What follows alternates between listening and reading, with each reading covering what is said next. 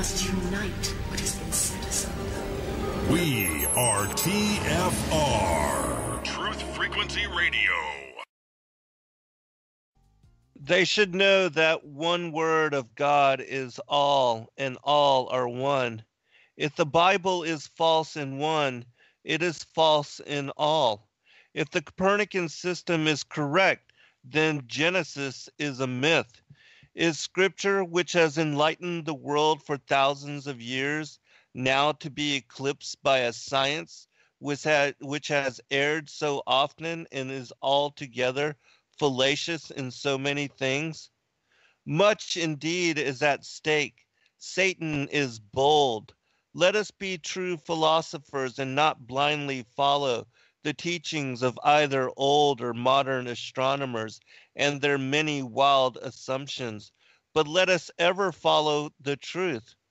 If the above reasons enable even a single soul to throw off the shackles of mere superstitious reverence for the Copernican dogma and of blind subservience to a scientific priestcraft which abuses its authority most shamefully, the consequence for good may be incalculable. F.E. Pache, reason number 49, 50 Reasons Copernicus or the Bible. Welcome, friends. I'm your host, Zen Garcia. This is Secrets Revealed here on Truth Frequency Radio, and I do ask all of you to pray for Kathy. She's not been feeling well the past couple days. I think she's just overworked with all that she's doing, and so she's taking a rest this evening. But I have as special guest Robbie Davidson, Celebrate Truth on YouTube, who's also a videographer, filmmaker, and as hosting and putting on the Flat Earth Conference this upcoming November 8th through the 10th, and is hosting with Brian Mullins. And so, Robbie, are you there, brother? I'm here, Zen. Thank you so much for having me on. It's a great honor and a great pleasure, and it was also a true blessing to be able to meet you just recently. But before we go there, I would like you to give out your contact information, where people can go to listen and find your work, and also, if you would, talk just a little bit about the upcoming conference, and of course, we'll go into it more later. Sure. Yeah, my YouTube channel is Celebrate Truth, just the two words, Celebrate Truth. And you can find pretty much all the content that I put out over the last 2 years. And you can go to celebratetruth.org is the official website where you can learn more and find out about my DVDs, specifically Scientism Exposed, which the sequel is coming out soon, and we'll definitely be talking more about that because meeting up with you, you provided some amazing interview footage and some great insight in making it what it is. So I'm excited to release that coming up here in November. And on the conference, it is November 9th and 10th. So next month, it's about 27 days away. I'm watching the counter tick down. It's really becoming real now, but it's absolutely going to be phenomenal. It's going to be well over 500 people. There's media coming in from Australia. You got the Sydney Herald coming in, the New Yorkers coming in. We've got a crew from Germany, Dubai, pretty much very international, I guess, living up to the name Flat Earth International Conference. So being able to put that on. And unfortunately, Brian Mullen will not be a part of it. If anyone, you had mentioned that we were both putting it on, okay. But Brian has kind of backed out, and a lot of people have asked, about what happened, with Brian Mullen. And really, it's just personal. It really wasn't Flat Earth related or anything. It's just personal reasons. He had to take a step back, but keep praying for him and his family. But the show will go on, and we're looking to do something really amazing and make history in NC in November. I absolutely believe that this is going to certainly be a catalyst for a great awakening with regard to many different issues, scientism, the cosmology, geocentricity, the Bible, so much. And I know that a lot of people are excited and, like you, are counting down the days because it's coming up quickly. And I know that you are busy working on Scientism Exposed. And yes, we did recently get a chance to meet. And so let's talk a little bit about that. I know that you've been traveling probably the world, if not just the United States and other parts, and meeting others and gathering film. And so if you would, can you talk a little bit about your experiences with putting forth and gathering the material for this new documentary, some of the people that are on, and as far as the contents and anything that you can share? Sure. Yeah. And I mean, when it came to Scientism Exposed too, I wanted to kind of get out there and meet up with people and, ask these hard questions and get into other areas of science. So I was very privileged to be able to meet up with Dr. Aaron Judkins on YouTube. He goes by Forbidden Paleontology. Anyways, he's done a lot of undercover things, archaeology.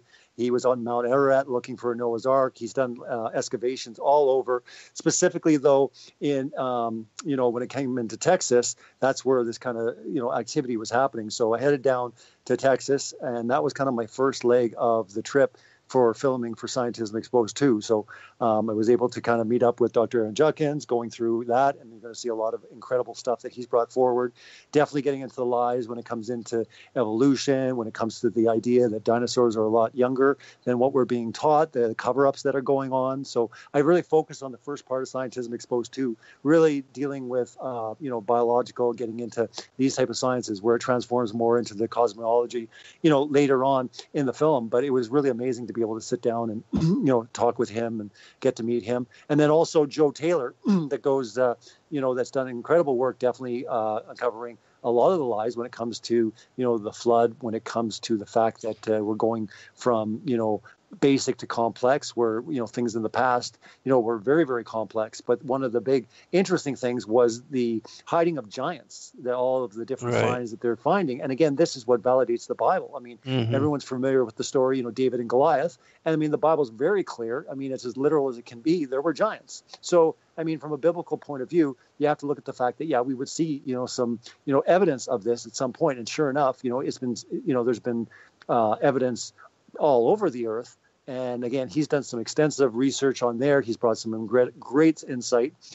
He's actually going to be at the conference. Now, he's not fully 100%, on board with enclosed cosmology, but he's very intrigued. He's very open. He's coming to learn. He's going to definitely talk. So again, I wanted people that were part of the project that maybe not necessarily agreed 100% with one another, but they were all kind of united in the fact that, listen, there's some major lies with scientism. So it was really incredible. I was able to sit down with Rob Skiba and Rick Hummer, as well as John Gabrielson, that was doing the conference in Texas that I was invited to speak at. So getting them and getting all the different takes, it was really amazing. But then going into the second leg of the journey, I was going to be traveling. I was doing some filming in New Jersey. I was heading into Atlanta, and from Atlanta I was going over to Alabama, because the plan was that I was going to be meeting up with Pastor Dean Odell. Pastor Dean Odell has been very outspoken lately, with his church, the whole church, talking about flat earth and enclosed cosmology, and he's brought a lot of great insights. So, and we've got to know each other, over the last year or so. So I definitely wanted to meet up with him. Well, when I landed in Atlanta, because the plan was we were going to rent a vehicle, we were actually flying back out from Atlanta back to Canada. So I said, well, let's maybe get a hotel there, or we'll head to Alabama. I wasn't sure. So when we landed, I just kind of threw out a thing and I said, hey, does anyone want to meet up? Any flat earthers around? And I didn't really hear anything. We started heading towards Alabama. Now we got into Alabama, and all of a sudden I looked at my Facebook and someone said Zen Garcia, right? And I'm like, yeah, wait a minute. Yeah, he's at the debate. And maybe he's by Atlanta. I wasn't 100% sure. You and I have talked before, but I wasn't quite sure exactly where you lived. So called you up, and we kind of Google mapped it real quick, and we're about 2.5 hours away. So I looked to my cameraman. I said, you want to do it? It was about, I think, 3-4 in the afternoon when we arrived in Alabama in the hotel. And we weren't doing anything that night. We were going to wake up in the morning and shoot and meet up with Dean at his church. So we're like, hey, we're just kicking it back tonight. Let's do it. So we jumped in the car. We traveled like almost 3 hours because we got kind of, misdirected in Atlanta a couple of times with our GPS. So we ended up getting, I think at your place, what time did we arrive at? Around 10? Yeah, I think it was right around 10. Yeah, it was around 10 o'clock, but it was awesome to meet with you. And then we got you down. And to me, it was so organized in the sense that we were praying, and we wanted for sure, myself, to have the right people on this project. And it was beautiful just how God just brought it all together, especially with just, the odds of being able to be that close, getting a hold of you that quick, and that you were free and we were able to meet up. So it was a real honor and pleasure to finally meet up with you. We've done shows and we've talked before, but it was awesome to get you on camera and really talk about a lot of these deceptions, not just with cosmology, but getting into evolution, but going further and figuring it out. Well, where is this heading? What is the direction? Why are they leading us? What's the spiritual agenda behind it all? And I think that you really elegantly, put it down. And like I said, I think people are going to be really impressed because we're pretty much in the final stages, just going into mastering. And I think that people are going to be really intrigued with how it's all mapped together and the great insight that you brought to the film.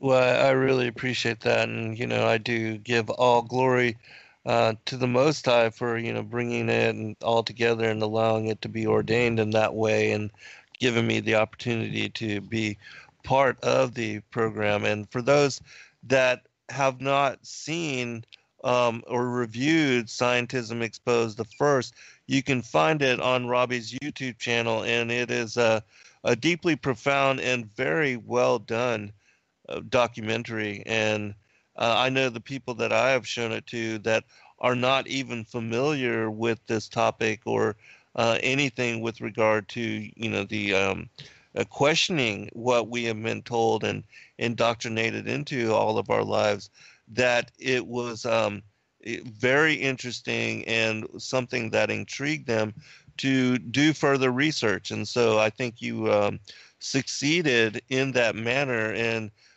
so can you talk about, because there's a question from Progressive in the chat room with regard to just scientism and question marks. So can you explain a little bit about scientism and how you approached it in the first documentary, and if you would, a little bit about how you and what you're going into with the second? Sure. Yeah. And the idea behind Scientism Exposed was to really show the difference between the two, science and scientism. I went on the record saying that, I have no problems with science. I mean, I love science. True science is wonderful. There's nothing wrong with it. But what the problem is much of what is being taught, especially when it comes to the origins, when it comes to a lot of the different sciences, it's moved into scientism, where it's become a religion. It's become, a belief system. And if you even try to even bring evidence, true scientists are scared to death to bring out evidence that they're finding because they're going to get fired. There is something really sinister going on with this. So I opened the film Scientism Exposed, showing, and telling the difference between this is what science is, and here's what scientism is. And scientism, like I said, is nothing close to science. So what I propose to people is say, listen, if most of what you believed in your life, if you found out that most of what you believed was the truth because it was science, if it was scientism, would you rethink things? And I think that's what happened. And my goal for Scientism Exposed was to really gently just approach the topic where if there was one thing that got people thinking, going, that's interesting, I want to look into that more. It was really meant as a catalyst to get them to start doing their own digging, to do their own investigation, to go further. It was a real introductory piece that I wanted to be very subtle in the sense, but I wanted to show that definitely this is going on. They're admitting it. They're telling you. And again, a lot of the stuff where people think, well, no, it's rock solid. I mean, evolution's been proven. It's 100%, correct. And it's not. It's a theory, just like the theory of the theory of relativity or the theory of evolution.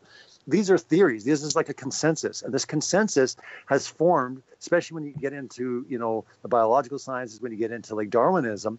And if you even try to rock that, it's like the big boys group. I mean, you're going to be ostracized. You're going to lose your funding. You're going to lose your job, or even worse. So the thing is, it's moved in now at true science. They have no place for true science. But again, this was always the plan. The plan was to hijack something that basically everyone knew was the truth. It was reality. You do something that's empirical. You test it, you observe it, you repeat it. This is what science is, and science is wonderful. But that is not what's going on anymore. Now it's theoretical sciences. Now it's just proselytizing it, different things, when it comes to the universe. I mean, they propose different things about, gravity waves they see, 18 billion light years away. I mean, what kind of lens sees that distance? I mean, Right. when you hear the talk of people talking about 1 light year, understand they talk, say 14 light years away or whatever. 1 light year is 7 trillion miles. That's trillion. That is an insane amount. Now ask yourself the question, what kind of lens can see that far? And not only that, they're saying they're seeing in the past. So when you start digging, and that's what Scientism Exposed did, they started showing them in their own words. It started showing how, again, there's a lot of things that, sure, it's a belief. If you want to believe it, go ahead. But it's not science. It's scientism. Right. Absolutely.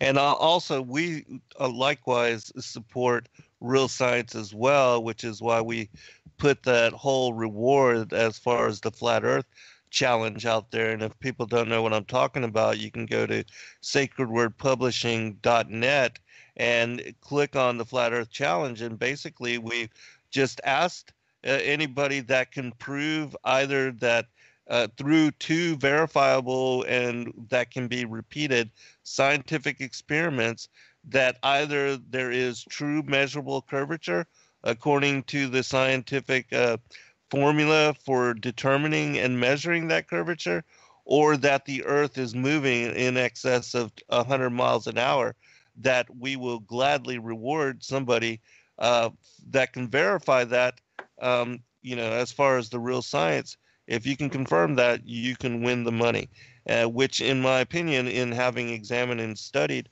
looked into some of what Robbie is bringing forth and talked about in his work, in my opinion, and the reason I became a non-believer with regard to the indoctrination of the globe model and the Copernican system, is that I'm not able to find curvature or measure it, and it's very plain that anybody across the world can go and look and see things beyond what is said to be possible according to curvature, that we're seeing islands, monuments, the Statue of Liberty, skylines, lighthouses, things of that nature, out beyond what should be possible according to curvature. And so, and then the other thing is that the Earth is in no way moving at 1,037 miles an hour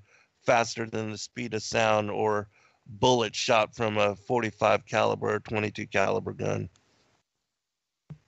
Robbie? Yeah, absolutely. And that's the reality of it, is a lot of this stuff, cannot be verified. You can't run it through the scientific method. Right. And that's, real empirical science, and that's what true science is. And, a lot of people are going out and they're becoming scientists themselves. They're going out, they're doing the experiments, and the results are just not turning up the way, it should. So, you hit it for sure when you talked about, there's no scientific experiment to prove the curvature or the movement of the Earth. I mean, we are not moving. I mean, it seems crazy to a lot of people because, we've seen all those pictures and we, seen all these things. But really, when you start to think about it, if you want to say, hey, this is science, you can believe that you're flying around the universe all you want, but don't say it's scientific. Right. Yeah, because it's not verifiable. It's not repeatable. You cannot confirm it through the scientific method. It's all, as you said, theoretical. It's all postulations and cannot be verified in any manner. So no matter what you think about the shape of the Earth and whether we are living in an enclosed system, most certainly we are not spinning once daily as we annually orbit around the sun. That whole model, the Copernican model and the heliocentric system, all of that can be thrown out the window, and something has to, as far as truth, has to replace it, and we are, having to determine and examine what that may be. Yeah, I mean, for so many people, like I said, it's tough to come to the topic at first, but you have to look at it with an open mind, just start looking into it. Don't just shrug it off or brush it off. I mean, you have to just really start digging and ask these hard questions, because, I mean, this is what a lot of us are doing. Even outside of the biblical model, I mean, there are people that really haven't even come to that understanding yet. They've come to the understanding that, yeah, we were created, because they realize the lies being taught that we're just an accident. We're just a random accident, from a big bang that, exploded from nothing. And this is what Scientism Exposed really runs through. And I think it wakes up a lot of people to the fact that, well, wait a minute, I've been believing this, but it's not really scientific, so wait a minute, maybe there is something going on, because why wouldn't they want true investigation? Why wouldn't they want the evidence if it's supported either way? They would just want the truth, but they don't want the truth. They want to cover up. They want to hide things. They want to keep with their paradigm. They want to keep with their agenda, because, again, it's not just men trying to suppress things. It's a spirit behind those men. And again, there's something a lot sinister and darker going on behind the scenes. And we're told very, very, very plainly, in the Bible, that the God of this world, is running things, and the world's ways are not what God has in mind, and that's really what we're dealing with here. Is we're dealing with a power that is basically an operation to basically take people away from the idea that they're created, that they are special, the whole notion that people would rather believe they came from nothing rather than a loving creator. This is the levels of where we're going in society. And scientism has been the one brilliant move, I believe, that Satan has used, because he didn't masquerade it as another religion, another belief system, maybe even just opposing God. He basically masqueraded it under science. And it was so hard for people to understand the fact that really what happened was it became a religion. He could push his agenda and no one would even blink twice, because, again, this is science. We don't question science. Science is reality, right? We're here because of science and all this. So again, it's like a Trojan horse that moved in.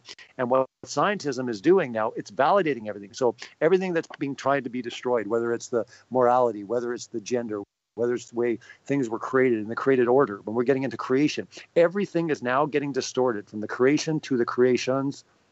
And this is scientism that's validating it and making it move a lot further along and a lot faster on the timeline, because people are not questioning it and thinking twice, because, again, the scientists said so.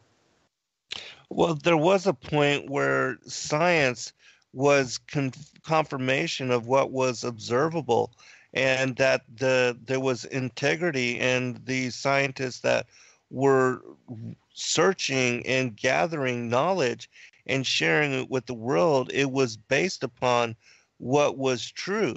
And so when science it gained a reputation for being an authority on truth, then that's when it was ripe to be swayed and taken over and controlled from the top down, as Satan so often does.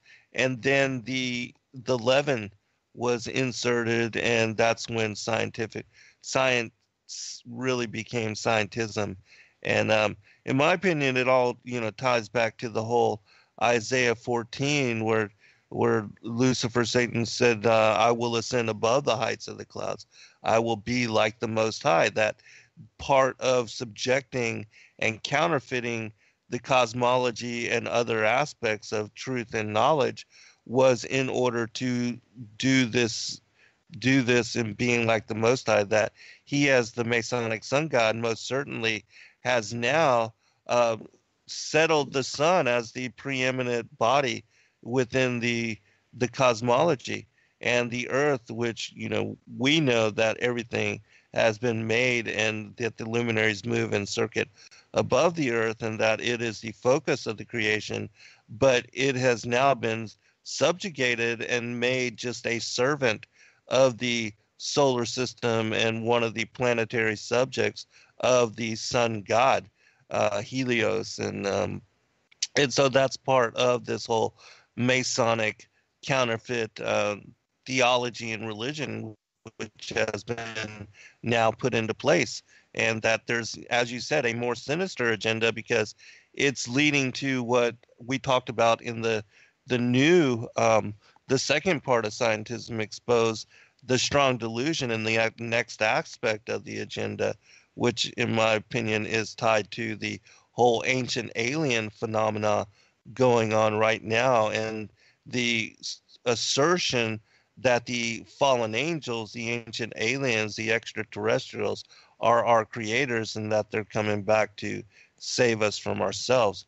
Can you comment on that? And then I'd like to ask you about the last part of the first Scientism Exposed, because the way that you ended it was perfect, and I'd like to mention that as well. So. Yeah, absolutely. I mean, it really goes down to, getting into all of these things with the Scientism Exposed. It was set up in such a way to really provoke these questions and get people thinking about, what is really going on. And there is something sinister. And you brought up the whole alien, deception. And I mean, I've been following that for a long time, years and years and years. But really, how you really know exactly this is the way it's going is because, again, scientism comes in and validates it. I mean, it might be something, it might be far-fetched. You might have a theory on your hands. But when you start seeing science come in and saying, yeah, absolutely, you've got, I mean, I have a clip, of Bill Nye saying that it's more feasible that we came from Martians than Adam and Eve. So again, this is the whole idea, is that they are pushing this. Yeah, Dawkins talked about the fact that, somewhere in the universe, there's a more evolved species that probably seeded us, and they've been watching us. And so again, you have scientism validating it. I see scientism validating everything, whether it's the transgendered, with the whole LGBT agenda. Now science is moving in and saying, yeah, that's right. We just did a test and scientifically it's proven, and it's like, they don't show you any evidence. They don't show you the fact that, all the scientists will come forward and say, when it comes to genders, you're either XX or XY, but they'll say, nope, we're many genders now. Yeah, we tested it with science, but they never show the evidence. So what I'm saying is scientism moves in with everything. And Hold on, Robbie. Sorry. We're at break. Oh, okay. We'll be right back, everyone. All right, welcome back, everybody. I want to give you a chance to finish your thought, and then I'll ask you that next question that I was wanting to bring up. Sure, yeah. And I was just kind of concluding by saying that, yeah, you have scientism validating this, and what greater way to get the world to wage war against God is basically convince them that there's an outside threat coming. You have multiple sources of people talking about how it would be a perfect way to band the world together in unity. And I think this is going to be one of the big deceptions in more of a technological, scientific worldview. And in order to basically pull that off, you need a Big Bang heliocentric type paradigm in order to actually, have that idea set in people's minds that there's millions of life forms out there. We're indoctrinated so much with the media, and you get into sci-fi. And I think people are just being completely prepped for the grand deception that's going to come.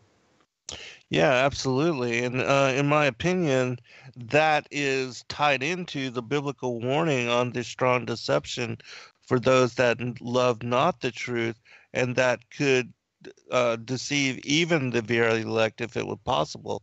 And that, again, that's tied into Satan being like the Most High and establishing himself, as the Masonic sun god, and then the whole thing with regard to the alien Antichrist and his coming upon the world stage. That all these things, in my opinion, are dependent upon and based upon the scientism as far as the Darwinian heliocentric worldview and the foundation that all of that established for, that we evolved as monkeys, and now the missing link is because the ancient aliens came here and seeded us and left so long ago, but are returning again later.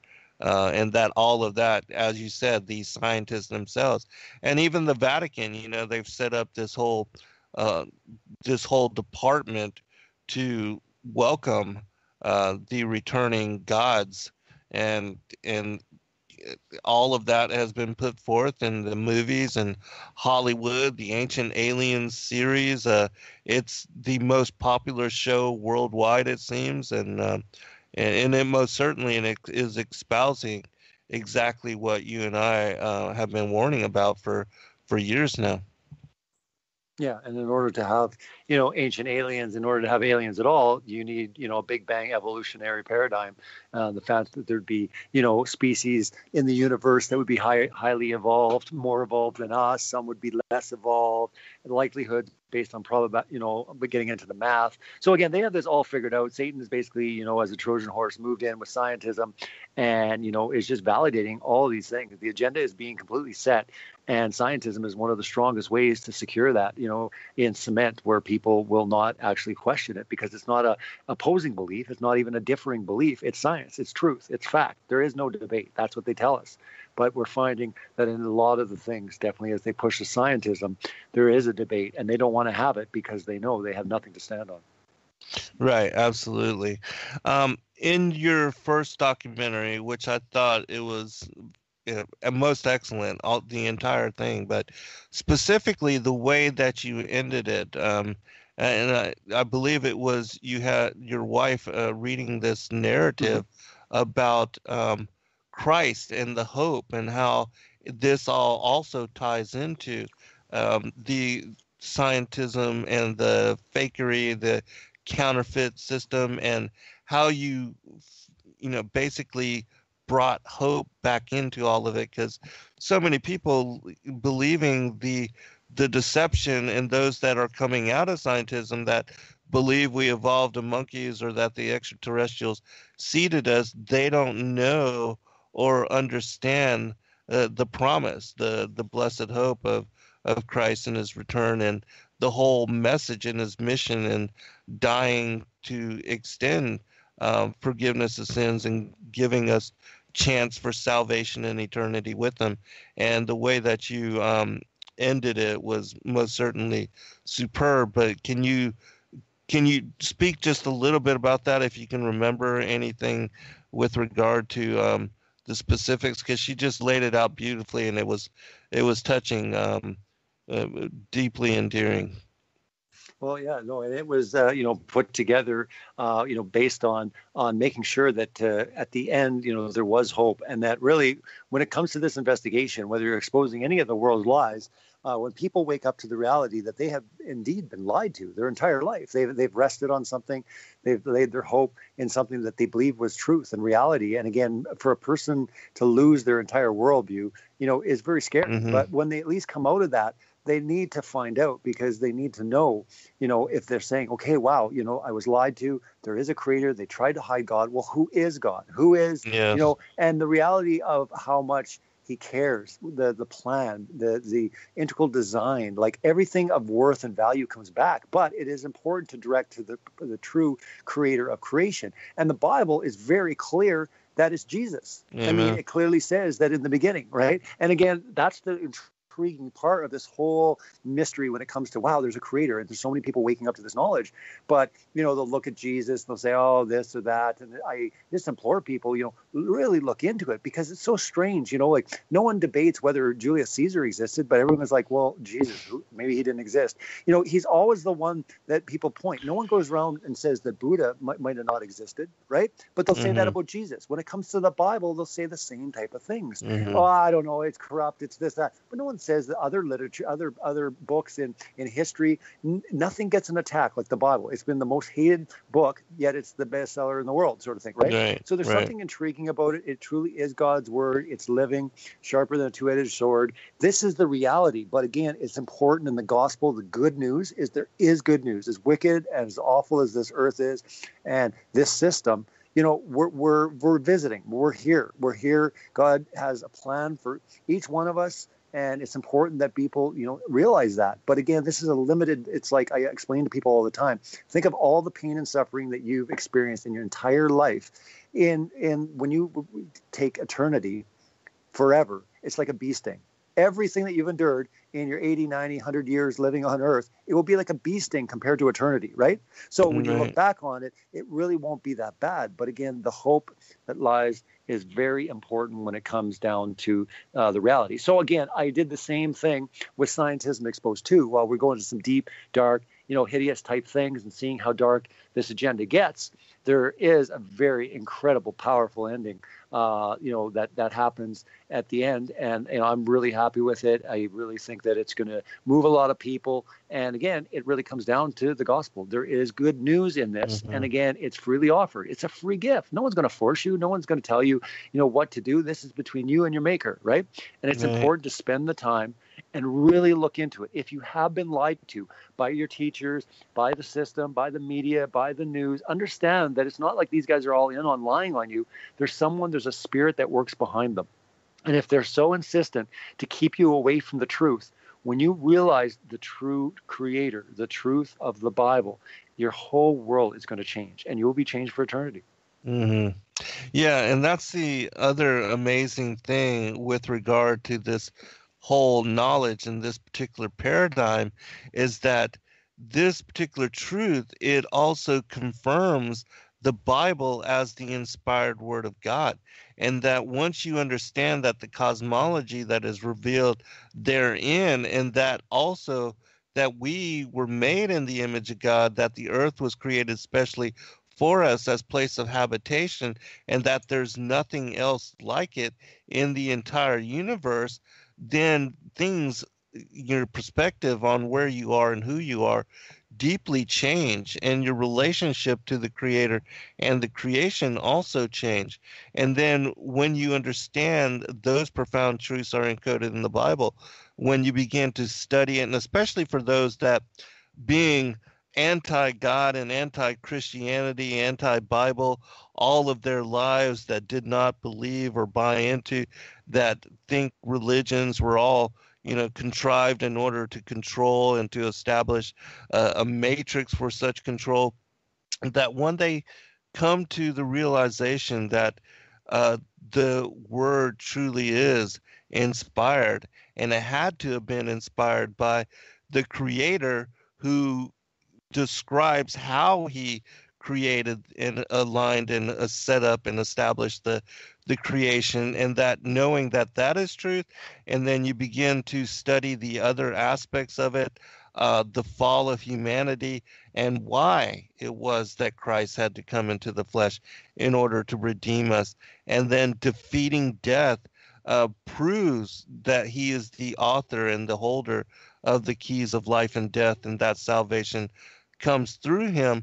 These are other deeply profound truths that can, as they have for you, myself, and others, that truth has changed our lives and has made us want to live differently, to relate with the world and everybody that we come across in our daily lives differently, that we are aspiring to following the example of our King and Lord, and to love even those that hate us and our enemies.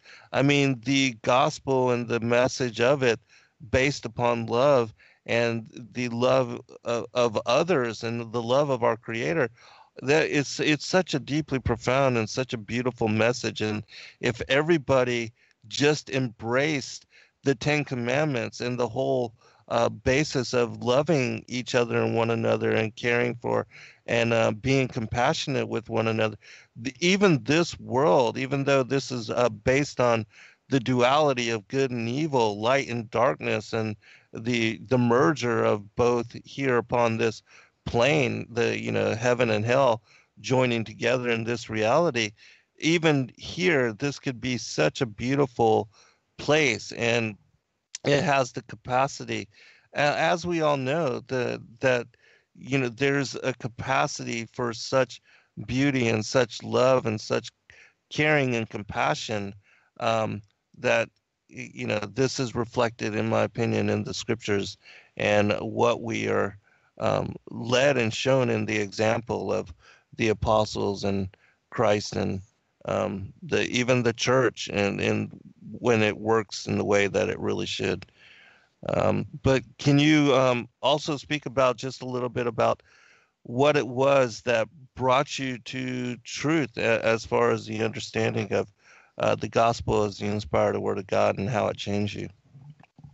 Are you talking about like how I got like saved like back in the day?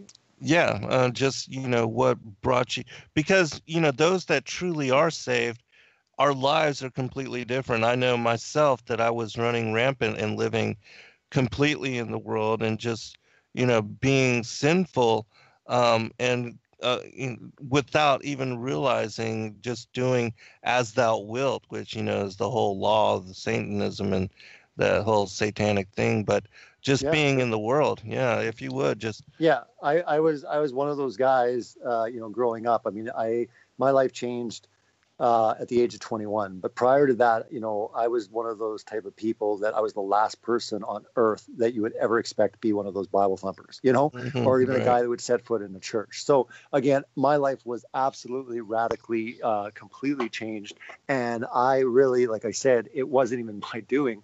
It was something that was completely ordained to happen. And really, it was kind of in a way that, God wasn't going to let me go away. So really, it's a long story, but I can sum it up. There was a friend when I was about 20 years old, I got to know and stuff, and he just kind of seemed a little bit different, but he was cool. We were hanging out and stuff, and I'd be in the clubs, drinking and stuff, and then we'd go out and chat afterwards and stuff. So I'd be like, come on in, no, it's okay, I'll just wait outside. I'm like, all right, whatever, who cares? And I would go out of the bar, I'd jump in the car, and we'd go around. We just got along really good. We just clicked, right? It was just one of those things. Like, he became my best friend and stuff. And, he wasn't like preachy or anything. I really didn't know anything until probably about 3-4 months, really when we really started hanging out a lot. And then one night we were sitting talking. He's like, it's pretty late. He's like, I got to go because I got to get to church tomorrow. And I'm like, you go to church? I go, your parents make you go to church? He's like, no. He's like, I want to go to church. I'm like, what? Like, I thought for sure, like his parents, because he lived with his parents. So I thought for sure it's his parents dragging him to church, right? He's like, no, I want to go. I'm like, what do you mean you want to go?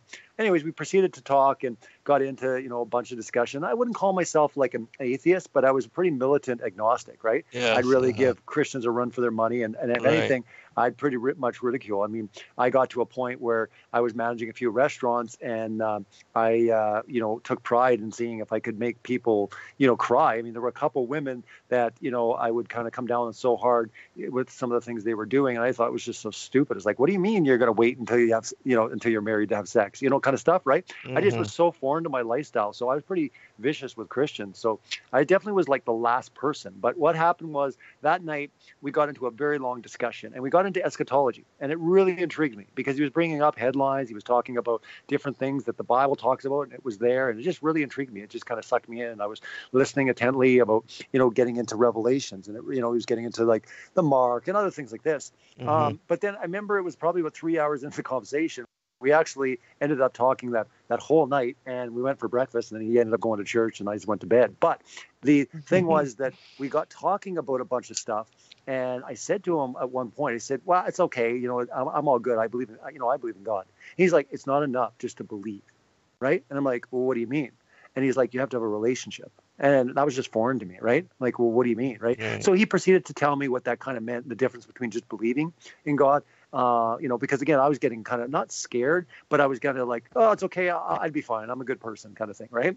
So anyways, I went to sleep that night. Next day, I kind of just did my own thing. And I was out Monday, Tuesday clubbing and stuff. Wednesday, I was sleeping over at my parents' place. And it was about 3 a.m. or whatever, I woke up, and all I remember is there was like this presence around me, and I basically just lifted my hands and said, I'm coming to you. That's all I remember. I went back to sleep. The next morning I woke up, and I was sitting there. I was on a couch, and I looked on the shelf, and there was all these VHS tapes. My parents had this old VHS player, and all these VHS tapes, and they were all kind of, all the spines were in there. One was glowing, and it was Jesus. Wow. It was the film Jesus. It was actually glowing. It actually glowed with they had a whole row of all these like VHS tapes. I grabbed it. I just threw it in because we had been talking about Jesus. And for the first time, he explained things a little different than I knew about this babe in a manger, the Son of God. It became a little different for me. So I grabbed it. It was glowing. I went up almost robotic. I grabbed it, put it in the VCR. I sat down, glued, watched the entire Jesus film. And at the end, I got on my knees and I just gave my life. I said, I just repent, like I go, just take my life, because again, even after that discussion, when he had told me all that, I still went back to my ways. And it wasn't until something happened that evening when I woke up, don't even know what happened, but all of a sudden, this VHS tape is glowing. I grabbed it. So it was almost like, I'm going to help you along a little bit, brother. I'm going to help you, son. I'm going to show you, and then after that, I broke down in tears. I was on my knees and I said, wow, what a wicked life I've lived, the pain. Yes. And I remember when I got saved, I remember having to find a couple of these girls that I'd actually made cry. And I remember, because I wanted to repent for it, make restitution, that type of thing. But I remember I ran into one, and it was at a church I was at. And she said, it's okay, I was praying for you. So it was pretty amazing how it all came around. But then finding out all these people that had been praying for me, because, you know, like you in the world, you know, being vicious. But I mean, I was into sex, drugs, rock and roll, but I lived a wicked, sinful life. I mean, I would laugh at people that would even go to church. I mean, how stupid of a thing. But here's the interesting part about the whole thing. Why I moved away from church, because I grew up in a household where my parents weren't so much Christian, but they were religious in the sense that it's a good thing for the family to do, right?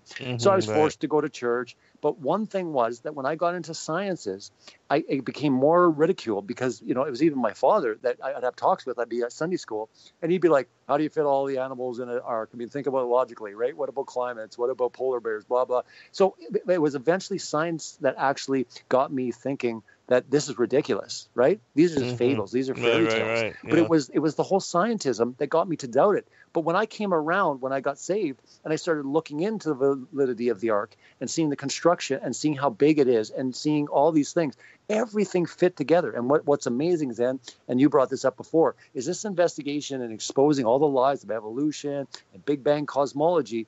It is time and time again proving that the Bible has been right all along. We just chose to ignore it.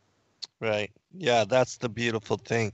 And I think it's such an important thing for this generation because, in my opinion, I do believe we are the fig tree generation and that we are near the end of days. That certainly with all the insanity that's going on, you know, like as in the days of Noah, with the GMO and all the craziness that's happening, the weather manipulation, the genetically modified food, the vaccines, that unless the days be shortened, there should be no flesh left, in my opinion. And so, and because of that, there's so many people that are hopeless, and there's so many people that have abandoned the churches and that have left because they're not receiving the truth. And then, in my opinion, many of these churches have been basically, they're involved in idolatry now. The mainstream churches have been taken over by the idolatry of scientism and the things that have been the counterfeit system, the cosmology, the calendar, all these different things, the fake holidays, the pagan holidays, the worship of, you know, things like Easter and Christmas and those kind of things. But anyways, all of this has gotten the mainstream church involved in idolatry and basically bound before these fake gods without ever realizing it. And now so many people are ripe to just bend the knee to the returning ancient aliens, you know, believing them to be the new age saviors of humanity and that they're coming to redeem us. And so all of this is coming to light in this time now. And so many of these kids that have been raised and educated in these Darwinian, as far as, you know, that we evolved in monkeys, and if that doesn't make sense to them, then the whole thing that the ancient aliens seeded us a long time ago and then left, well, then that fills in that gap, and that makes complete sense to them. And so that's their, you know, that's the neoteric theology. That's the new aspect, you know, as far as the astronomers being the priests of Baal. And so we're seeing all this coming to light, and so many kids and teenagers being hopeless. There's such a huge suicide rate, such grand depression now, and they're looking to, like, go ahead.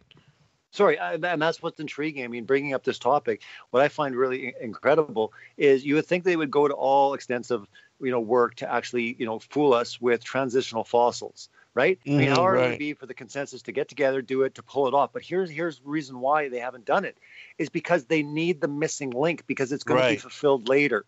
So I used to wonder, I'm like, wait a minute, why don't they just come up? I mean, we know of hoaxes like Lucy and Piltdown Man and stuff, but really on a whole concerted effort, could they not just really show, you know, thousands of transitional fossils of every type of species and just secure it. The reason is they're not is because they need it open. So the missing links that we all laugh at, we used to sit there and say, you got a bunch of missing links, these are big problems in evolution, which while it's good, it was also part of their play, is because they're just sitting back because the alien agenda will actually fill in the missing gaps. And that is when it will become 100% secure. There is no debate. It is completely case closed. There is no debate. It's 100% confirmed. Here it is. So yeah, that's what I think this is why it's such a huge deception, why so many people can't wrap their head around it. I mean, I don't even sit there and say, I'm not even a smart guy. But what I'm saying is I rely on not my wisdom, but the Most High, in the sense that I basically say, listen, everything. I mean, I was even repenting for the fact that I was clinging to NASA and science. Even though I was against evolution, I was still holding on to Big Bang cosmology, right? I was just attaching God to the bang, right? Like you say, nothing exploded. I say God said, let there be light, So I was just attaching him to that paradigm, which is very intriguing that so much of the church did that. And we just stopped there. And I think that was part of the plan as well, too, because it's not that they were trying to deceive anyone. They just wouldn't look into it further because they would just laugh it off and say, God created everything. Now let's move on to this whole notion that we came from apes, right? So for me, it was the same way. I focused all my attention on, evolution. While the fact was, well, where did evolution even come from? And when we follow it all back to the root of it all, the umbrella lie, which I say all the lies sit under, this is why this umbrella, the granddaddy lie of all lies, is what we're dealing with now. I do not think, and I don't know anyone that could challenge me on that there would be any bigger lie than this. Even hypothetically, if people are listening and they're not on board, can you think of anything crazier than everything that you believed about your entire existence when it comes to the world, the sun, moon, and stars is a lie? There's nothing bigger. There's nothing bigger. So we're dealing with basically at this, and this is why the spiritual attack is happening. That's why this is going to be quite the process. And for me, with Scientism Exposed 2, I wanted to have people, continue on the journey, because I eventually, with the third installment in 2018, I want to get them to the grand lie. I want to get them, it's just right in their face, but I didn't want to scare people off by saying the Earth's flat. They're like, oh, it's a bunch of crazy flat earther, I did not. I mean, the first one doesn't even mention flat Earth. There's not one person that mentions flat Earth in the documentary. So it's been a great resource. So many people have told me that they've used it as a resource to reach people with the gospel, sure, but also to stop clinging on to scientism. Stick with science, great, but hey, you're going to find out that a lot of the stuff that you're holding on to is not scientific.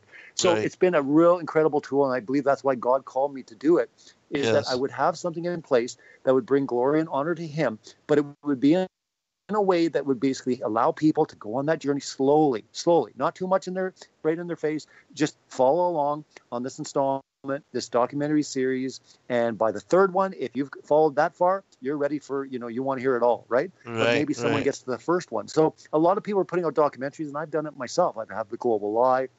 I put out Impossible. These ones are right in your face. But Scientism Exposed 2 was created more for a mainstream type audience, a tool, evangelistic tool, but also a tool to get into this topic when we're getting into flat Earth and closed cosmology. This is heavy duty stuff. I mean, even for me, I was willing to research anything or look into any kind of topic. I laughed at this topic for a year. Hold on, brother. Yeah. Hold on. We'll be right back, everyone. Hello, we'll pick it up on the other side. I hope you're well. Back, everybody, for second hour. I'm your host, Zen Garcia. This is Secrets Revealed here on Truth Frequency Radio. I have a special guest with me this evening, Robbie Davidson of Celebrate Truth, who's also the host for the International Flat Earth Conference coming up here November 9th and 10th, of which so many people are looking forward to it. And I know myself that the three of the girls that work for me with Sacred Word Publishing are very excited for the conference and the gathering, and looking forward to discourse, conversation with others of like mind. Because this has been, as we were talking about in previous hour, a deeply profound truth, and one that when you understand that we've been lied to with regard to everything that we are taught with the cosmology and how the system is set up and worked, how the earth is spinning once daily as it annually revolves around the sun, that all of that is a lie, and it's a fabrication based upon something that was put forth and then never verified, and has been challenged really by different individuals, which are not mentioned, the different scientific experiments that have come forth, which have also verified the premise that the earth is not moving and that there's no measurable curvature. Those things are not spoken about. And so these things are being kept in the dark in order to fabricate the lie which they have built more and more upon, which continues even in this day with the whole ancient alien lie being based upon the Darwinian Copernican system. And so I think you were wise, brother, to do as you did with regard to Scientism Exposed and piquing the interest of individuals and going gradually, because as you said, it is a tool now for people to open and to bring others that have been unwilling to examine or open themselves to new possibilities with regard to these kind of things, bring them and pique their interest and open them to new possibility. And so it's a really awesome thing, because again, with regard to scientism and the Darwinian Copernican heliocentric worldview, in my opinion, there's not been one larger lie which has led astray more people in this world and done more to separate people from the knowledge of their creator and from understanding that the Bible truly is the inerrant and inspired word of the Most High God than scientism. Your comment? You're right, and I would definitely echo that sentiment for sure, and that's why I thought it was so important to really get into this topic, put together, documentary films based around this, because again, there is no other religion, agenda, deception that has basically, had so many people walk away or basically destroy God in their mind and make it look foolish, ridiculous, make it laugh at the Bible, myself included. I mean, I basically walked away from any notion or just laughed at the idea of this stupid book that a bunch of people got together and wrote. And what did they know? They couldn't even get they couldn't get creation even right, Yeah. So these are the type of things, right? So science has showed us, and again, part of that evolution lie is that we're so evolved in our intelligence, we can't depend on these guys in the past. They were stupid. But the evidence supports the fact that there was incredible intelligence in the past. We're actually getting stupider with all our technology. We're actually not becoming smarter at all. The technology is doing the work for us. We're actually becoming more dumb than ever before. That's a whole other discussion. But the fact was that there was complex life in the past when it comes to the animal kingdom, when it comes to people's intelligence. If anything, we're downgrading. We're not accelerating. We're not actually evolving, to the next level of godhood. And this is exactly where it is. You got the biological evolution, but you got the spiritual evolution. And it's all coming together under scientism. And scientism, there's going to be some startling quotes, even getting into when you start getting into Big Bang and stuff, but it follows a lot of the Kabbalah, right? And again, there's a lot of spirituality that basically people are picking up on. Even scientists that are actually preaching a lot of this stuff are starting to go, wow, it's really intriguing how these guys, got the whole Big Bang cosmology way back then. How'd they do that? So again, this has been around for a long time.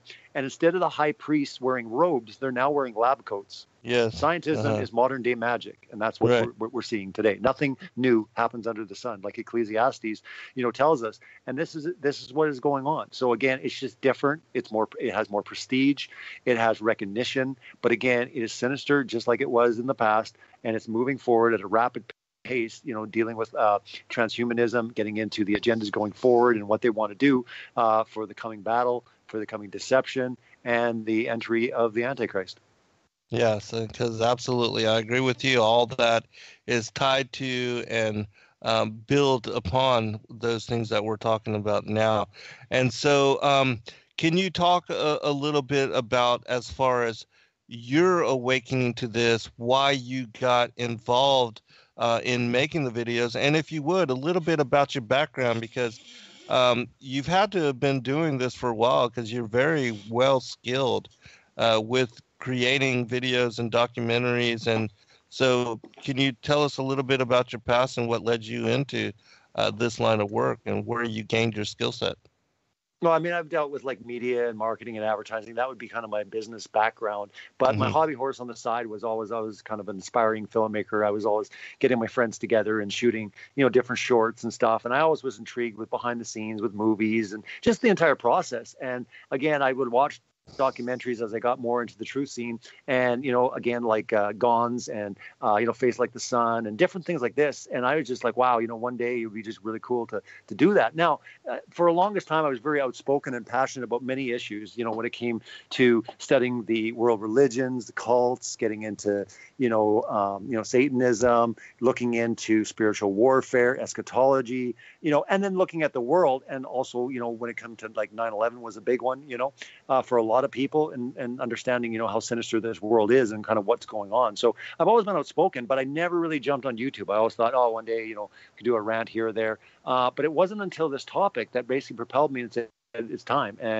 And 2 years ago, just over 2 years ago, is when I first got on. But I came to this topic, actually, interesting enough, from a video that was mocking it. I'm actually going to put it on my channel really soon, because I think a lot of people will be intrigued to find out the video that got me, thinking and led me to understand, wow, can you believe it, that we've been lied to? And it was really a video just basically looking at the literal interpretation of Genesis and certain verses in the Bible, and just making fun of it, showing the fact that there's a firmament and that there's water above and below, and kind of showing an illustration and making it look really silly. But then I'd be like, but that's what the Bible says. Why does the Bible say that, right? And I never really looked at the firmament. And the firmament for me was a really big one, right? So when I started actually constructing it in my mind, I was saying to myself, well, wait a minute.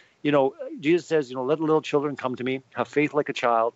Why would God want to deceive children? And if you were actually to read all these verses of creation to a child and say, draw what I'm telling you, what worldview would they come up with, right? And that's the reality, that when you take the literal word of God, and I would say myself, I'm a literal 6-day creationist, I would say, right?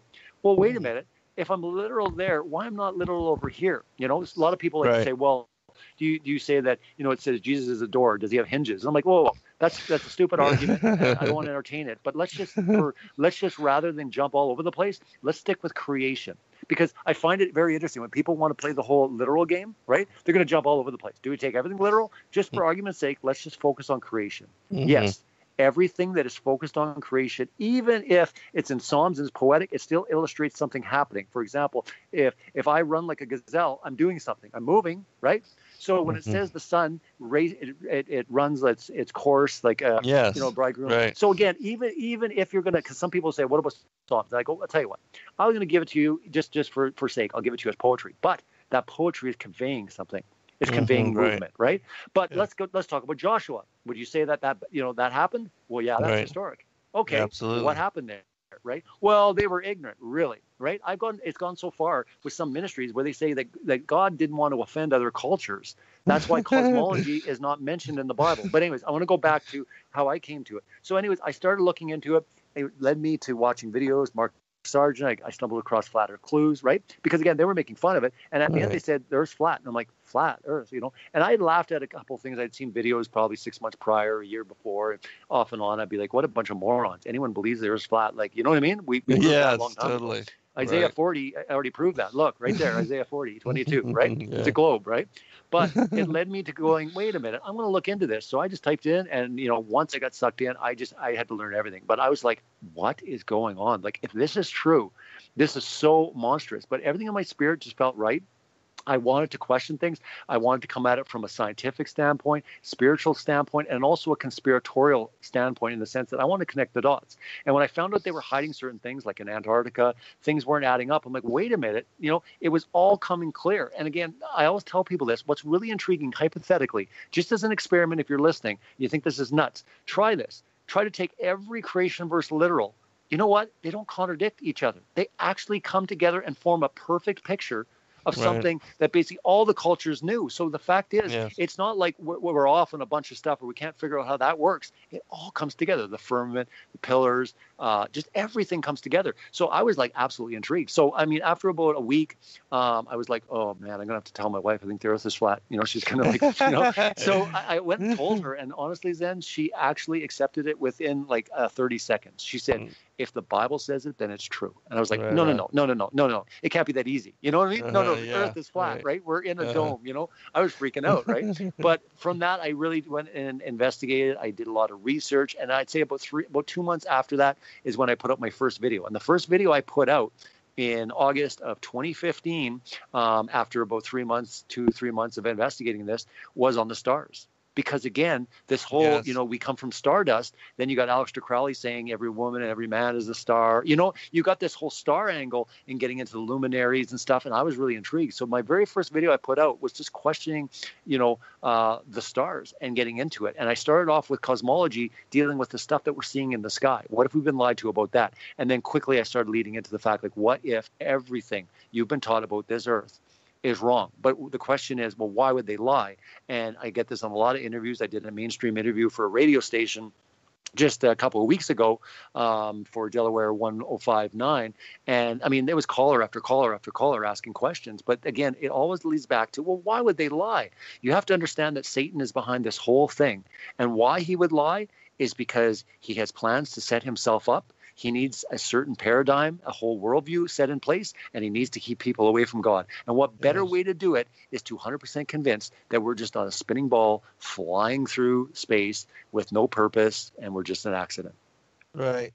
Yeah, and that there's no really creator, and everything's just random and just came about, just random circumstance, just evolved of, as far as evolution and all. So yeah, they totally have the most of the world deceived. Revelation 12, they deceiveth most of the world, and that is what really is going on. And that's why I think the work that you're doing and things that we've been writing about, the movies that you've been creating are so very important, and they're going to be critical for so many people, because really we are still the minority. We're like probably less than 1%, if there is more now.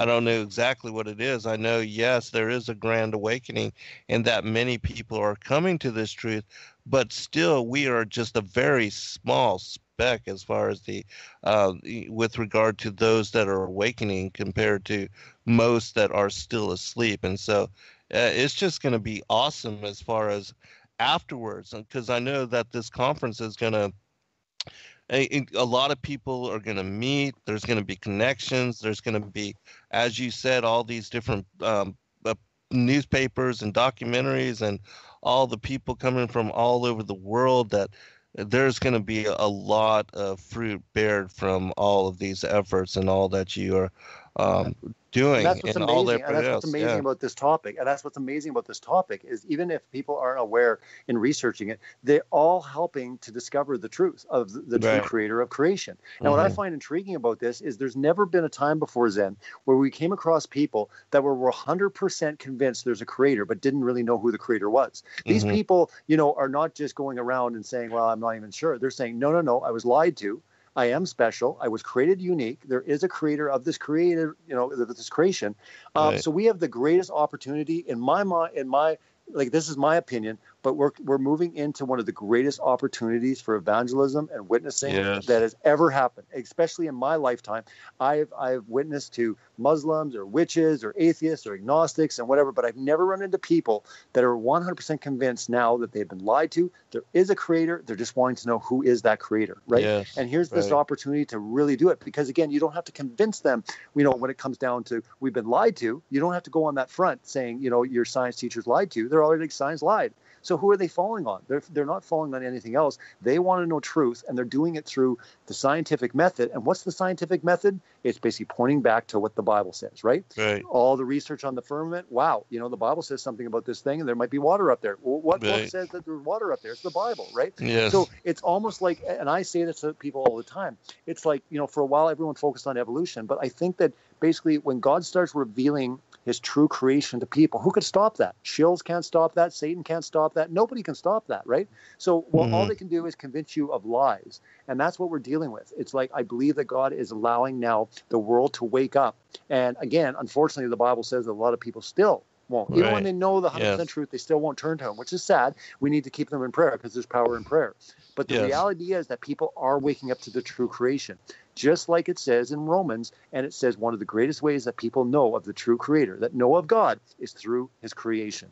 And for so long, people have never really looked at creation because they've just relied on scientism to tell them about creation. And this is what's so intriguing. It's so incredible how God can start waking people up that aren't even Christians. He can start waking people up and all of a sudden start opening their eyes, and they're all fighting for him. They're fighting for the true created order. They're just not there yet when they come to a relationship, understanding that he basically is the one. And if they just surrender their life or whatever to him, this will all come together. And again, everything in his timetable. And there's amazing stories, like a lot of people that I discuss with. I mean, a lot of people know that I'm an open Christian and stuff like that. But again, it's intriguing having these discussions. And I mean, I know there's certain people that really, aren't very public about it, but they're listening, they're watching, they're reading the Bible. God's drawing them in because again, they're getting sucked in with the fact like there is a creator and this is the only logical one.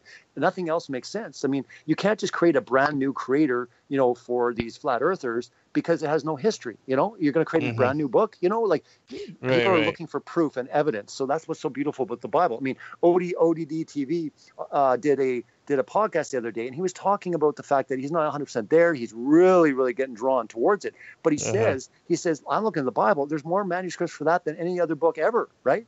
And I look around, and no one's, saying that I don't believe that Julius Caesar or these literature or these, works didn't exist, but they attack the Bible. So he's getting very curious in the sense of saying, wait a minute, why do people have such a hate on for the Bible? Why do people have such a hate on for this Jesus guy? I mean, a year ago, he said, I thought Jesus was just a made-up nonsense fairy tale. But he's like, wait a minute, he's becoming more real to me. But I'll tell you one thing. When it comes to the point when he realizes that he is the true creator of creation, that all things were created by him and through him and nothing was created without him, I mean, it's going to blow his mind because, again, it's not just some creator. It's now Jesus basically that came, became a man and died, basically to provide a way because we couldn't get there on our own. We were sinful and there was nothing we could do in our works to earn our way to heaven. And I mean, what a testimony of love. And if people really understand the reality, some people look at it as barbaric and they look at it as sick, but they don't realize at the level of love. We'll never be able to comprehend that level of love. I remember I was in Bible college years ago when I first got saved. I mean, I was just on fire and I'm like, you know what? I'm going off to Bible college just to learn more, right? I went off for a year, but I remember one night we were all sitting around talking and the one question which blew our minds was, why does God love us so much?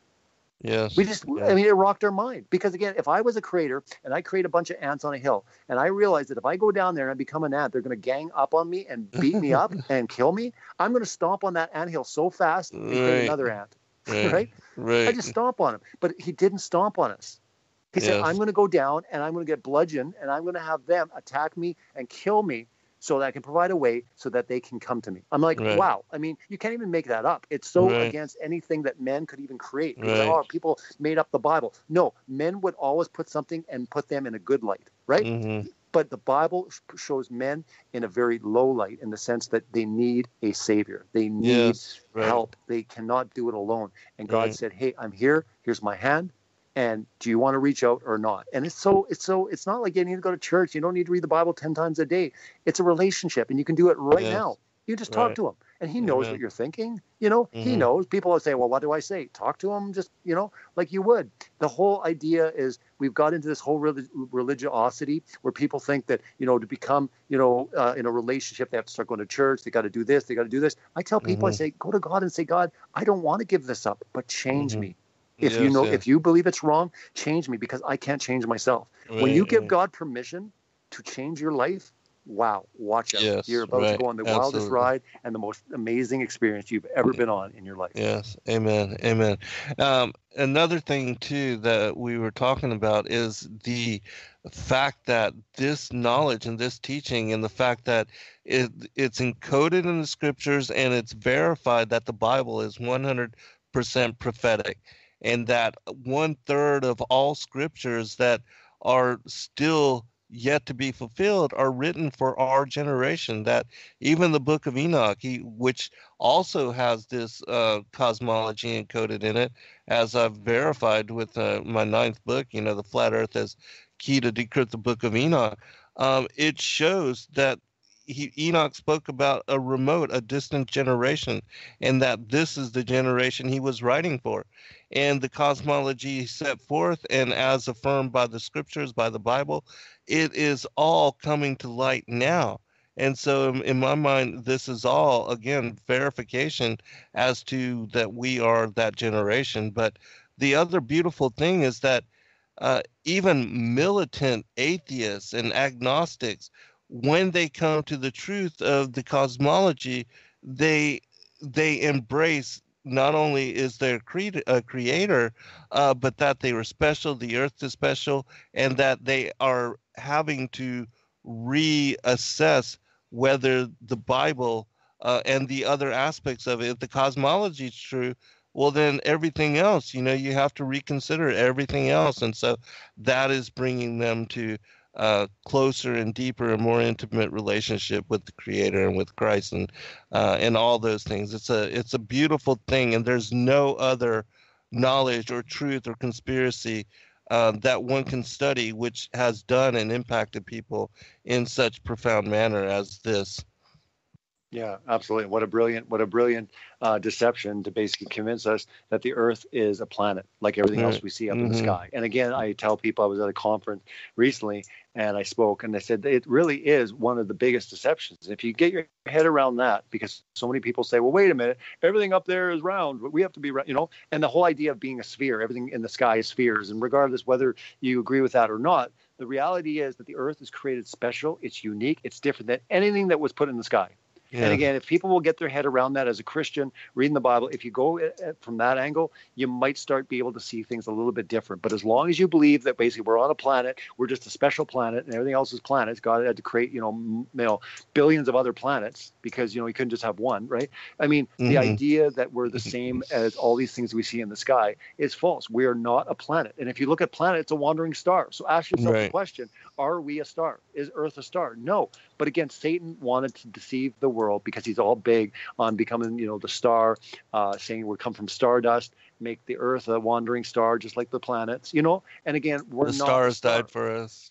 Yeah, exactly. Oh, exactly. They died so we could, we could live and forget Jesus and, just blasphemous statements like this. But again, that's telling in the sense that there is something spiritual about it. And I think when I bring this topic up, even with people in the community that really, don't know where to look when it comes to the Creator, I say, don't you find it interesting that these guys are attacking the crucifixion? They're attacking the gospel. They're attacking Jesus. They're not taking pot shots at Buddha. They're not taking pot shots at New Age and yoga and all this. They're going after one man. They're going after one book. Don't you find that interesting? And a lot of people said, yeah, that is kind of interesting, because when you see these guys and they're trying to keep people away or trying to ridicule one thing, maybe look at that thing a little bit more carefully and say, wait a minute, why are they so against this? Why are they so against this book? Why are they so against this man? And again, because it's not a man. It is God in flesh. It is something a lot bigger than what people realize. And that's the whole thing we're dealing with. We're dealing with an adversary that basically at all cost will want to diminish, will want to destroy, and will want to completely take people away from the idea that, they were created special. And again, this is the deal. I mean, for the longest time, it was like, have all different, worship other gods, bow to this, bow to this. But he moved in very slightly, when it came to scientism in the sense where all of a sudden it's like a Trojan horse where all of a sudden, like you mentioned before, you had Ra, you have the Greeks, the Romans worshiping the sun, you have all this stuff. What are we doing now? I'm not saying that people are bowing down and worshiping the sun. Don't get me wrong. But what I'm saying is, don't you find it fascinating that everything revolves around that sun again, right? Yes, the sun is the focal. It's the one that gives life. It's the one that gives the light. And again, you hear this echoed and you kind of wait a minute. Ecclesiastes says that nothing new happens under the sun. And while they were all giving tribute to the sun, what are we doing in modern day mainstream science?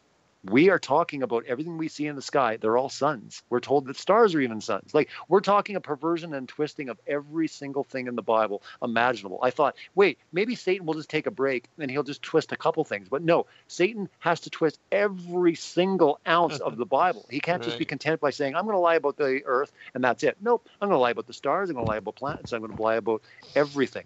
And that's what I find amazing about this is he wants to create his reality.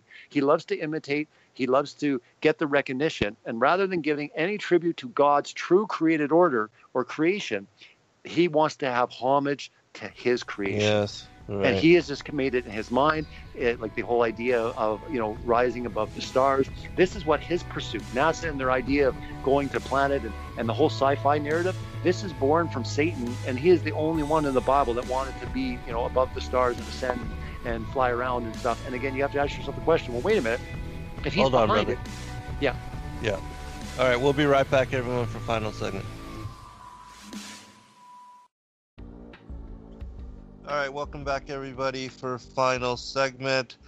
Robbie, if you would, give out all of your information once more, where people can go find information about the International Flat Earth Conference, and we'll talk a little bit about that in this particular segment. Sure. Yeah, you can go to learn all about the Flat Earth International Conference 2017 at fe2017.com, as in Flat Earth 2017.com. So yeah, just fe2017.com. You can see the people that are going to be featured, the schedule. There's a free app that you can download on your phone. We've got lots of really exciting things happening there. And yeah, we can definitely talk about a lot of really amazing stuff going to happen. And we can talk about the speakers and just what we have planned for the 2 days at the conference. I've been working pretty hard with the venue, lighting companies, production crews, and looking to put on a pretty incredible event. The world's watching. We want to make sure that we really start to make a dent, make a lot of people will start to think. And yeah, people will always kind of ridicule it like I did, and I expect that. But when you start putting together, things that are done professionally, like when I did with Scientism Exposed 2, I've had a lot of people reach out to me based on the fact that they really paid attention to it a lot more based on the production values. So I want to make sure that with the conference, it's done well. It's put together in a way that people are really proud of. And it's a time that, people really look forward to at least once a year, that people can get together, the fellowship, the stories. And what I say for, a lot of people is I say it's not about the 2 days. It's about what happens afterwards. And I believe that it's going to basically put things in a new light. The community is going to mature. A lot of stuff is going to happen, a lot of progress, people working together, even with differences. And I understand we all have our differences. We don't agree with one another. But one thing we do agree on is that we've been really lied to with mainstream science. And we're all trying to get into the bottom of, exposing the lies, but also, discovering the true reality of creation. Yeah, absolutely. And I do, like I said, I think this will be a turning point. And a lot of people will realize that when they look back at all the documentaries that are going to come forth, the movies, all the people that are going to be live streaming, the interviews that are going to take place, there's just going to be a huge abundance, a wealth of information that pours forth following this conference, and that this will be the hinge, the link. In looking back, for a lot of people, they'll realize that for a lot of people, this will be a huge turning point in helping others to come to the truth of this. And so, if you would, yes, can you mention the speakers, when you're going to be releasing the Scientism Exposed 2, when that will be actually be playing, and also if you'll speak about the live stream and how people can tune in and gain access to that as well. Sure. Yeah, I'll go over a bunch of information. I want to first let everyone know that if the conference was sold out, the good news was we kind of went through the numbers, and a couple of days ago, we were able to release a few more tickets. So we released 40 tickets a couple of days ago. We're at 16 right now remaining. So if there's anyone listening that wants to go, you couldn't go before because it was sold out, we have 16 remaining tickets. This will be the last of the last. There's no more after this. We're printing everything, the signage, everything is being done by next week. So there is 16 tickets remaining. You can get them if you go to fe2017.com. If you're not able to attend this year, also at fe2017.com, if you click on tickets, you will see the live streaming options. Now, I tell people this all the time. I have a 4-man production crew coming in to do a really solid production. So the live stream is going to be an experience. It's basically going to be the next best thing. It's going to be a very enjoyable, well put together plan for the 2 days. So right now it's on the early bird price up until October 15th. So it's $17 for both days for the online stream. And after October 15th, it will go to $27. So it goes up $10 after October 15th. So if you want to jump on it, get your live stream tickets. It'll be for both days for the $17 right now for the early bird, and then after October 15th, it will go to $27. And like I said, it's going to be well worth it.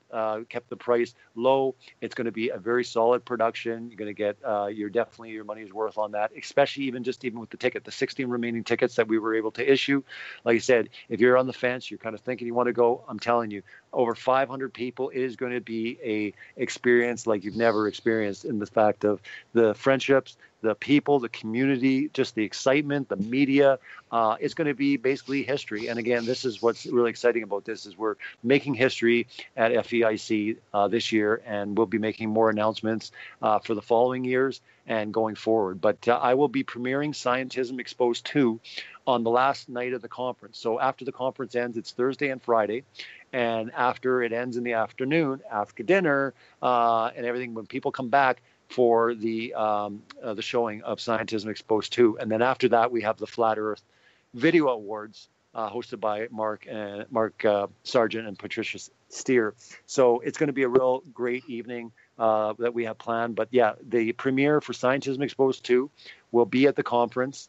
If you're not able to get to the conference, we have the live stream for the premiere. So if you want to watch it live with everyone else, it's the worldwide premiere happening on November 10th. And you can get $7, and it's also on fe2017.com, or you can go to my website, celebratetruth.org, and all the information is there. So I have all the links on YouTube and that sort of thing. So you'll be able to find it. But when it comes to the premiere, it's going to be really exciting for me because, like I said, you're going to be able to get to see Zen. You're going to see Rob Skiba. You're going to see Aaron Judkins. You're going to see Joe Taylor and a few others.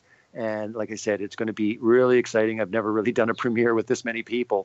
And like I said, this is turning out to be very large. It's only going to grow bigger, but we want to do a solid work on it this year. And we're excited for where it's going to head in the future. Have you considered filming the premiere and releasing it as a documentary as well? I think that would be kind of cool to, kind of a background on all of your work and your efforts with the International Flat Earth Conference as well. That would be something that people would be interested in seeing and, and supporting your work in that manner as well. Yeah, and I mean, well, the plan that I have is I'm going to be releasing a DVD of the conference with a lot of additional footage. So, for example, there'll be someone filming a lot of the stuff that happens in the evenings and other places that's not going to be part of the official stream. And I'm going to offer that as like a digital download or a DVD, as people will have a memento. They want something, as a souvenir, something like this. But there will be 2 documentary crews shooting at the conference. There's 2 Flat Earth documentaries that are in production right now. So they'll be capturing a lot of that type of stuff, but I'm looking to capture, some of the stuff as well with the conference, and then being able to offer that so that people kind of feel like they're a part of the experience if they weren't there. And if they were there, it's something they can kind of remember. They can take away and go, oh, I remember that, and get other people on camera and talking and stuff. So we definitely plan on doing that. Like I said, as far as behind the scenes, I mean, for this year, probably not, but going forward, maybe we'll have room to do that. Maybe someone can follow me into next year, because next year's event is going to be double the size, and we're already basically securing everything now for next year, but the announcement will be made shortly on next year's. But I would say when we get there, if someone can kind of look at maybe, following me around or something on that, I think it's a great idea. It'd be awesome to have that documented. But like I said, I'm so busy right now with this, just even going off the international conference and Scientism Exposed 2 at the same time. My wife said, maybe next year we shouldn't do both at the same time. I'm like, nah. It's great. It's a rush, right? I like to work on deadlines. I like to kind of put this together. I probably will do the filming a lot earlier next year than I did. But, like I said, this was God's timing, brother. It all worked out. And like I said, you were a part of it, and it wouldn't have happened any other way. And I'm really happy for how it all came together and just the people that were part of it. And it is going to change lives. It's going to definitely be an instrumental film, and it's going to get a lot of people looking into, well, this is the part 2. Maybe I should look at the first one. And, so it's going to get a lot more buzz on that. And I think it's going to open a discussion for a lot of people. I mean, the responses, the testimonies I get, the emails I get, people for the first time just sincerely looking in to a lot of these deceptions, but a ton of people saying, you know what, going out and buying a Bible and saying, you know what, I'm taking this whole God thing real serious now. I'm taking this whole, Bible serious again. So again, for me, it's always important to come around, focus on the gospel, because really at the end of the day, if we're not really focusing on that, it's really pointless, because you can realize all the lies of the world, but if you don't get to the full truth, that's found in Christ, then you're lost. and Yes, it's a sad amen. thing. It's a sad thing. So I just implore people, regardless, whether you take my words or not, at least take some time and look into it. Seek God, draw close to God. He'll draw close to you, and that's the Yes. reality. A lot of people say, I don't really Yes. feel God. I don't know where he is. Well, you know what? Have you even draw to him? Draw to him. He will draw to you. So that's the whole idea here. And it's just having these tools in place, and especially for people that have loved ones, there's people using Scientism Exposed so incredibly, like they're putting it into church libraries. They're giving it out in schools. I mean, we have bulk orders, having it on basically at cost so you can get multiple copies to people. But I'm telling you right now, this is an extraordinary tool. If you look at Scientism Exposed 1, it is so incredibly subtle, and it just gets people going, wait a minute.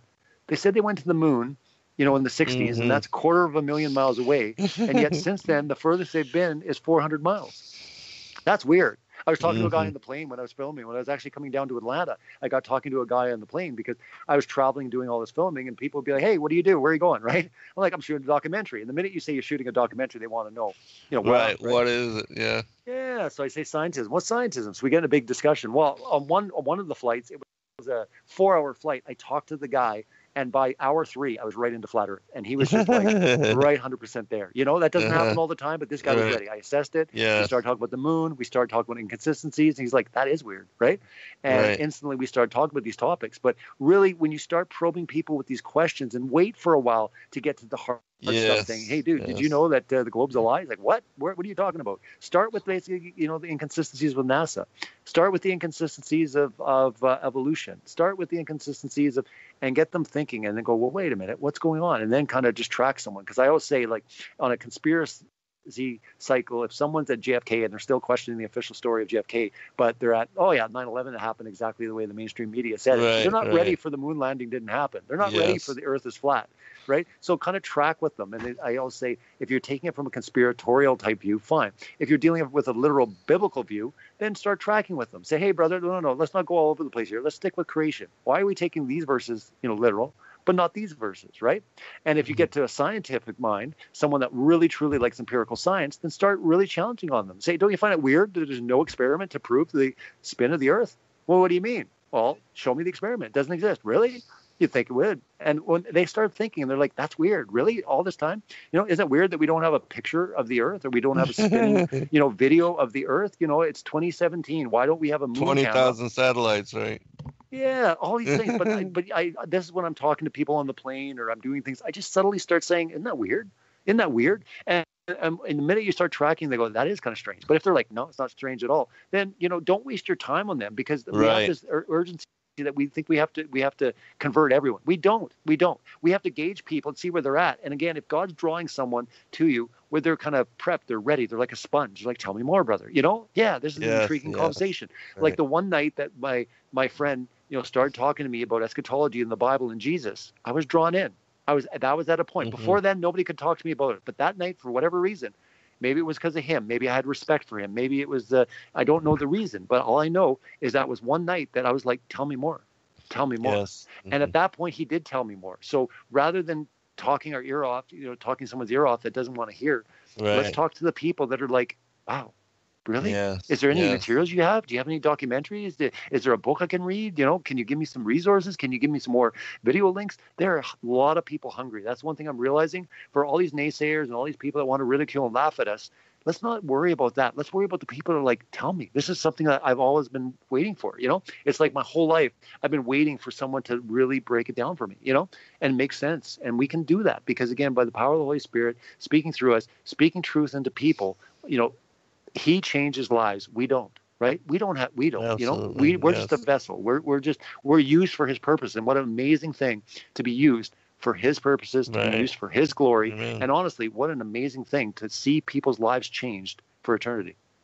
Yes, beautiful, very wise words. And I think you're absolutely correct. And this is something that I had to learn as well. And I think this is the perfect way to not only respond and interact with the public at large, but that with our loved ones, because, sometimes with our loved ones, we become obsessed with trying to get them to know the truth and to hold important those things that are important in our lives. And yet if they're not willing to listen, and they are just going to become aggressive towards you, and it's just going to cause division, and they're not, willing to hear anyways, then you're wasting your time. As you said, you're just wasting your time and your effort. You're just going to cause them to run away from you and to avoid you and to not want to speak with you anyways. And so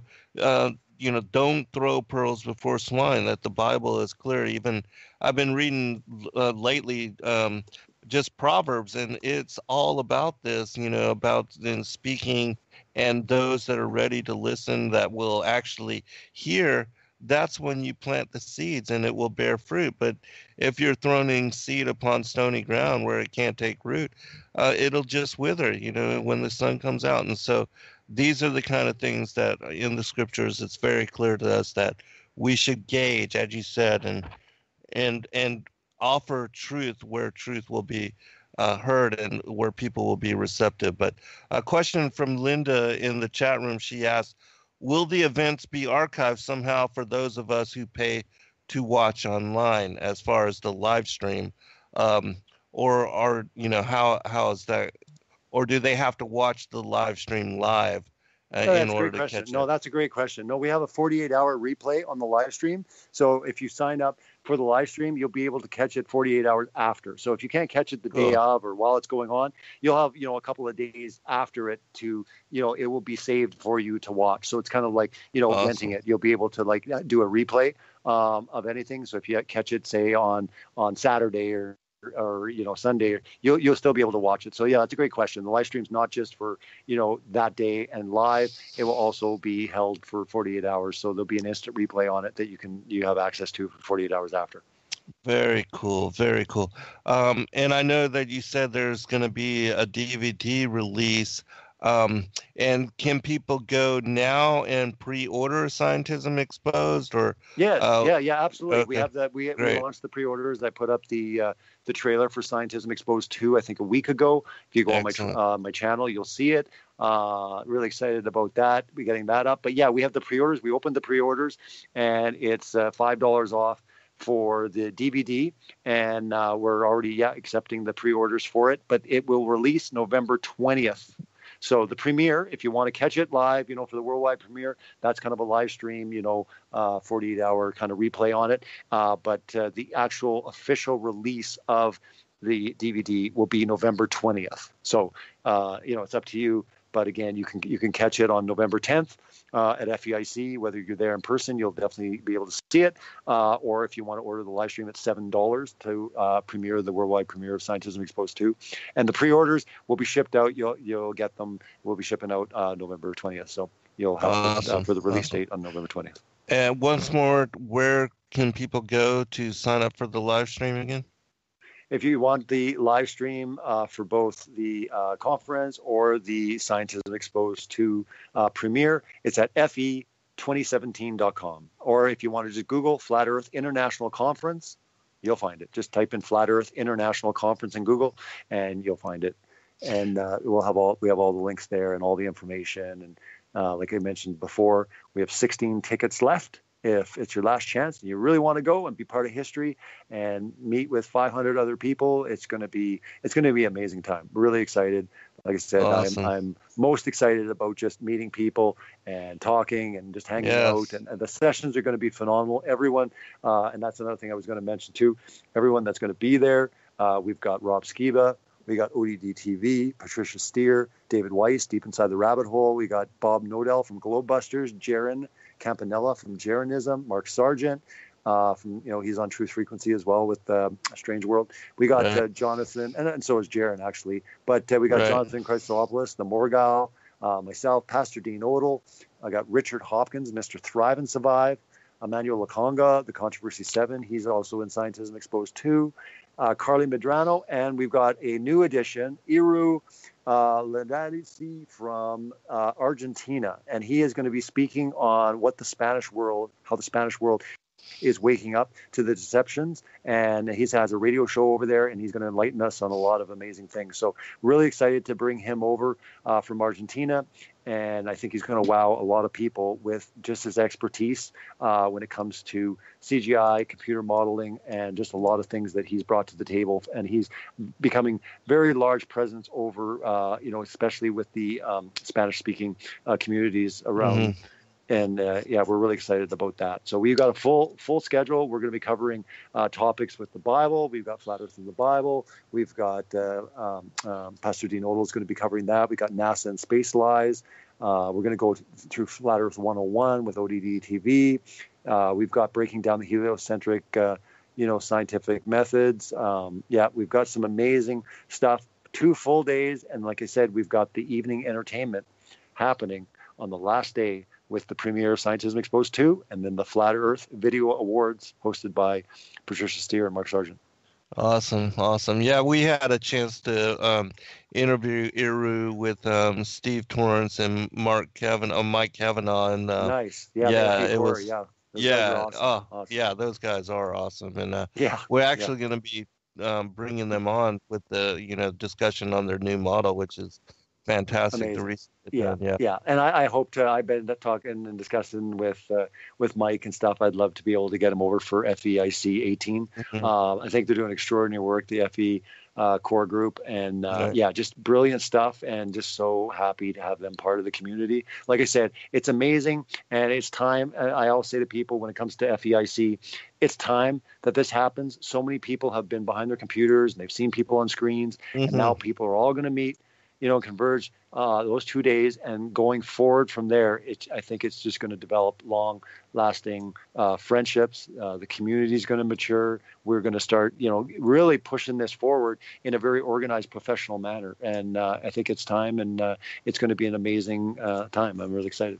Yeah, absolutely. Well, on behalf of the community, we thank you, brother, for all of your efforts and for organizing this and bringing it to fruition, and actually, giving everybody a chance to congregate in this manner. It's going to most certainly be a fantastic thing, and something that, people will not forget. And, lifelong relationships are going to be began because of this as well. But we've got just about we've got 3 minutes remaining, and so I want to give you a chance for final comment and anything that you'd like to share with regard to your work. Sure. Yeah. I mean, it was unfortunate that it couldn't be part of it this year. We definitely want to have you for next year. So we'll make sure that we can get arrangements and get it booked in nice and early for next year. And, I'll fill you in more on, where the location will be and everything like that as we get closer to kind of securing all of that. But definitely looking forward to having you out for next year. It's going to be great that you're going to have a great presence there. With your materials and your books, and you've done a phenomenal job. Basically the hours that you spent, in your research and the books that you've written. I mean, we're very appreciative of what you've done. I mean, you spent a lot of time and effort really, exposing these lies and basically being able to articulate it and put it into book form for so many people that, really want to read, want to research, and want to look at this in a serious manner. So, I mean, big thanks to you, Zen. Like I said, it was amazing meeting up with you. A lot of respect, for what you do. And I'm definitely excited to, get to know you more and spend time as we have opportunities to meet up like we did there, a couple of months ago. And like I said, it was really extraordinary, like I said, how it all worked. I mean, I landed in Atlanta, threw out a message and said, hey, anyone in Atlanta want to meet up? And then all of a sudden someone just had a question, because I'm like, what flat earthers in Atlanta? I had no clue. And then all of a sudden someone just put like Zen Garcia ? Like they didn't even really know. They were just thinking maybe, right? And like I said, it was really a nice, it was a real bonus of the trip, because again, it wasn't planned. And like I said, but God had it planned, and I was really privileged to be a part of it and be able to sit down and meet with you. Because like I said, we've done about 2 or 3 shows now, I think, over the last couple of years. And it was just nice to spend time in your home and get to know you more. And it was a real honor. And I'm looking forward to definitely having basically Kathy and everyone there, representing and having your materials there, because I think people can learn a lot from the stuff that you put together. So, huge thanks to you. And I really appreciate your support, being part of Scientism Exposed too. I really appreciate everything that we talked about, the stuff that's going to be in there. And we covered a lot of topics. And I think that there's some that, you articulated in a way that I think it's going to really resonate very well with people. And it's going to bring things into focus for a lot of people. And yeah, it's going to be an incredible process.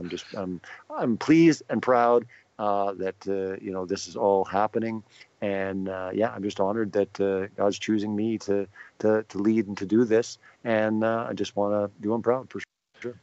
Yeah, and to facilitate all these, and most certainly send all of our regards to your wife as well, because we know she's working just as hard as you from behind the scenes and organizing and pulling together all of these efforts and making it all happen and supporting you in your endeavors and your work. And again, thanks again, brother. And likewise, I appreciate you and all that you do. And I know the listening audience is grateful for all of your documentaries. And if you would, in the last 30 seconds, can you list the ones that you've created that people can find on your channel real quick? Sure. Yeah. The Global Lie, Impossible, Scientism Exposed, and then coming up soon will be Scientism Exposed 2. Just let everyone know, Scientism Exposed 2 will not be released on YouTube. So it will be available on DVD, digital download. We'll have those options. But again, I did an agreement with a distribution company so that this could go into more people's hands and more people can see and come to this topic. So some people ask me, why aren't you offering it on YouTube? And I have a lot of things. I will continue to put a lot of things on YouTube. I will do documentaries. But with this, I just believe that this is going to go a lot bigger